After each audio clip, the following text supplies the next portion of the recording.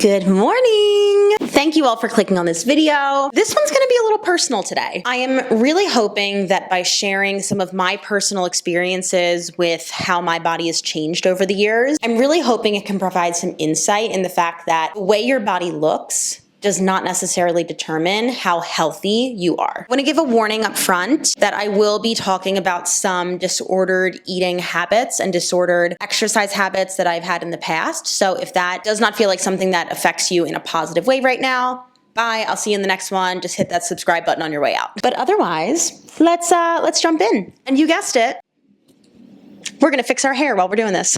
So first of all, I want to talk about something that the media does not emphasize enough, and that's just the idea that bodies change. The more that we start to normalize bodies changing with like age, stress, work, pregnancy, then in turn, I firmly believe that we'll have less stress trying to continually look a certain way and just focus more on how we feel and what our internal health says, right? I'm going to use that phrase a lot today, and it means a lot of different things, but like some of the basic ways you can measure internal health is your blood pressure, your cholesterol levels, any vitamin deficiencies, your resting heart rate during exercise, your muscle mass, your bone density. All of these things are, in my professional opinion, a much better marker of your health than what your body looks like on the outside. So I feel like specifically in my life, I have I wrote this down in such a dramatic way, but I've like mourned 3 different bodies that I've had, which is so dramatic, but she does have a degree in theater. What I'm saying there is I have at some point in my life looked back at one of these 3 different bodies and gone, oh God, I wish I could look like that again. So let's start with the OG, and that is my teenage body. When I was a teenager, I've always been thin. I've always been a naturally thin person. I danced growing up. I attempted to play sports. I played outside with my friends. Like I was overall just like a really active kid. You know, we ate vegetables, we ate protein, like we had all the things going on. But also like any other kid, I loved sweets. I still do, but I have more self-control now. But I had the wildest sweet tooth, and I would like come home from school, and I don't want to say binge eat because it wasn't that, but I would just like devour sweets. Because of that, guess what? I had high cholesterol as a kid, which is wild because looking at me, you would have never thought that anything could have been going on wrong inside of me. And so I remember my mom one day was like, look, Justina, like you can have a tasty cake when you get home from school, but you don't need like the box, right? And I was like, okay, that makes sense, I guess. You know, we'll talk about this when we get into adulthood, but I did find myself at points mourning that specific body that I had. Which, number one, yes, I looked great, but internally there was something going on that was wrong. So why would I want to go back to a body that was sick, right? Number 2, and I actually think kind of the more prevalent thing here with this example is, as an adult woman, why would I want to look like I was 16 years old? You know what I'm saying? Like, why would I want the body of a 16-year-old? That's weird. Like, it's a teenager. I don't want to look like a teenager. I'm an adult. But you really do see a lot with men and women, like mourning their high school bodies. But I think if you really step back and look at it, like, you wish you looked like a high schooler?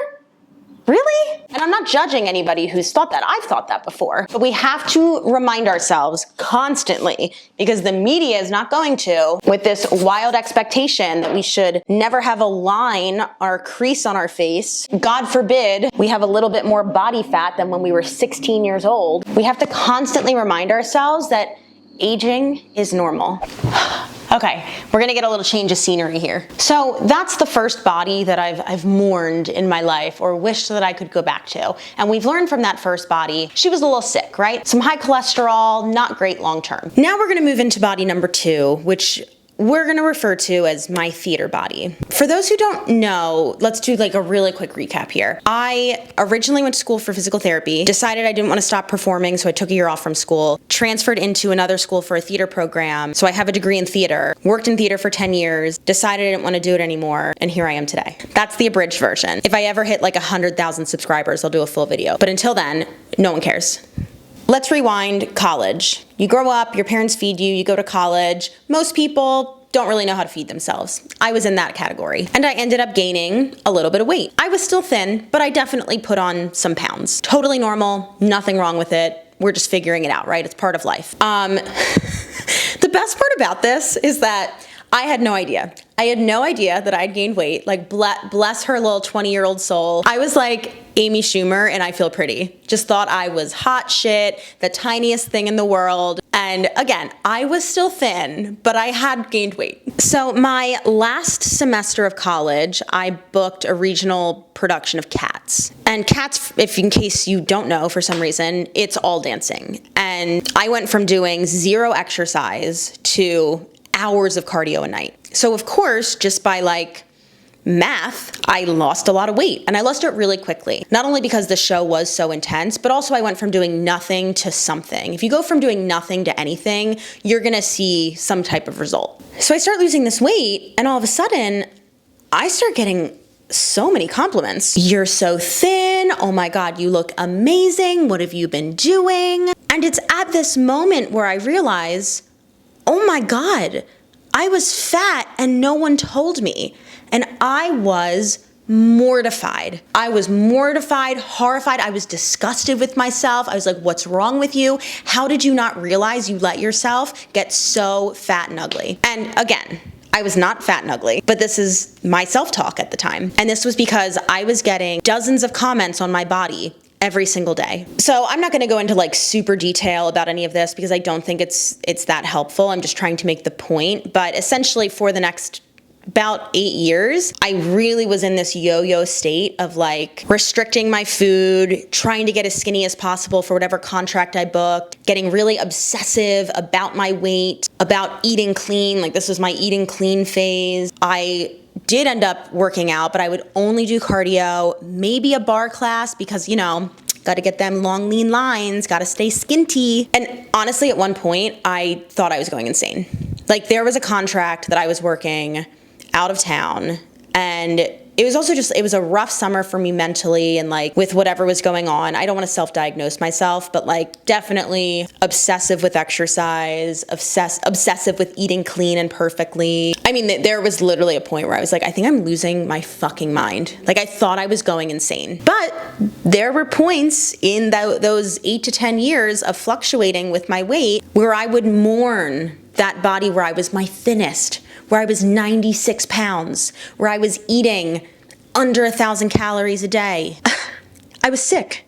I was, you know, the first body we talked about, I was sick in an internal health way, right? A small thing, but something that you definitely don't want to see in a child. And it was because of just some poor habits that I had built around sweets. In my theater body, I was like literally sick up here, obsessed with exercising, obsessed with weighing as little as possible, obsessed with eating as little as possible and making sure that food was clean, and just felt the most wild guilt around food. All I could think about all day was what I was going to eat next, when I could eat next, when my next cheat meal was, when my husband would leave the house so I could binge on something I wasn't supposed to have. Like, absolutely wildly sick. Okay, we might as well change it up with one final angle. Oh, that's cool. You can see like the reflection of the lights. So the last body we're going to talk about is actually not the body that I reside in right now. We're going to call this my fitness girly body. I feel like you're very close. Okay. So I stopped auditioning and performing in 2018. We're not going to talk about why in this video. Again, we'll save that for 100,000 subscribers. But, you know, when you're performing, a lot of times you have to work like side hustles or survival jobs. And one of my survival jobs starting in 2015, I think, was working at a company called Broadway Bodies, where I did teach choreography-based classes, but also dance fitness classes. So this was my first like tiny foray into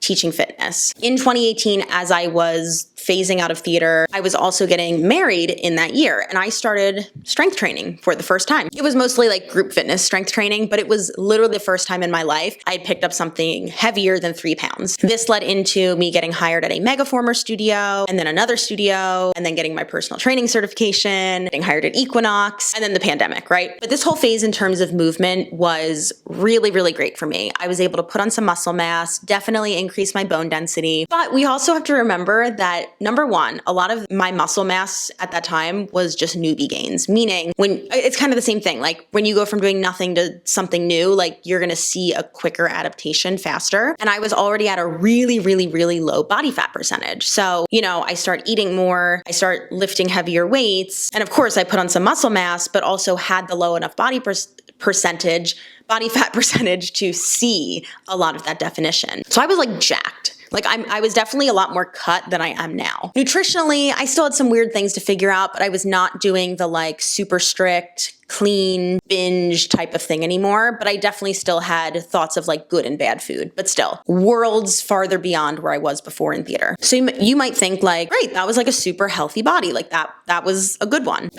Here's the thing. Pre-pandemic, so this phase, this fitness girly body phase, I was working more than you can understand. Pre-pandemic, I worked at 4 different gyms/studios. I also worked for a children's theater program, and then I was working with personal training clients on my own. Between all of these things, I was teaching and or leading rehearsals with children. I was leading about 25 to 30 classes and or rehearsals a week. On the daily, I was usually commuting between 3 different boroughs, working anywhere from 6 a.m. to 10 p.m., forgetting to eat, not out of restriction, just because I literally did not have the time, getting on average 3 to 5 hours of sleep a night, and definitely relying on alcohol as a way to relax and reduce the anxiety about how often I had to work. I literally had 1 day off a month, and on those days, I would have to do laundry, cleaning, catch up on emails.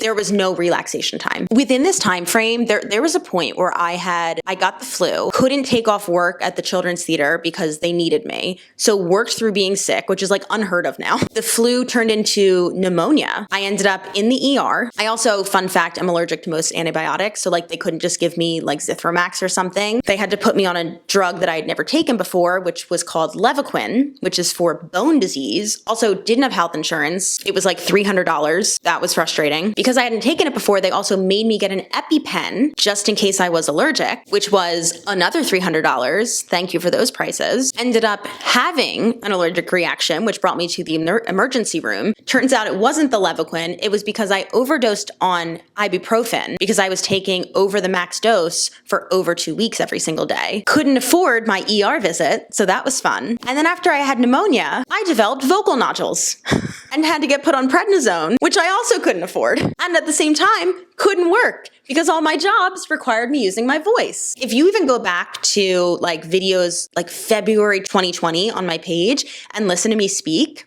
different person. Anyway, all of this to say, I have had very slight hints over the past 3 years of like, I just wish I looked that cut again. But then my rational brain kicks right in and goes, girl, you were sick. I was literally physically sick. The point I want to make about all 3 of these bodies in this now very long video is that in each one where I have gotten compliments about how good I look, I was sick in all of those bodies in different ways. So, when I get comments on YouTube that are like, oh, well, I've obviously gained weight since 2020 when I first started watching you. Like, why should I take your advice if you obviously like can't maintain that physique? Like, okay, I'll go back to what I was doing before and make myself physically ill so that I'm like a little thinner. Because the thing is, right now in this body, I feel the best that I've felt in my life. I didn't even talk about this. I used to be hurt all of the time. Hamstring pulls, calf pulls, back injuries. I have been pretty fine for the last few years. I've had little things here and there. I've gone to a physical therapist about it. We figured out what it is. Like, I feel so great and confident nutritionally. I have such great balance. And,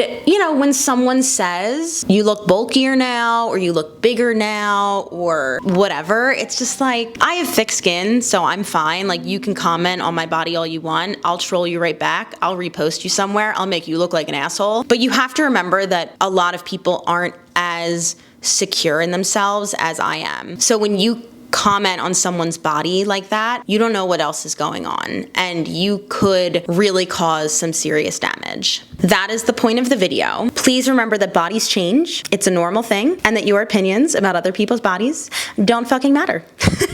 Make sure you hit that subscribe button so you don't miss out, and I will see you all in the next video.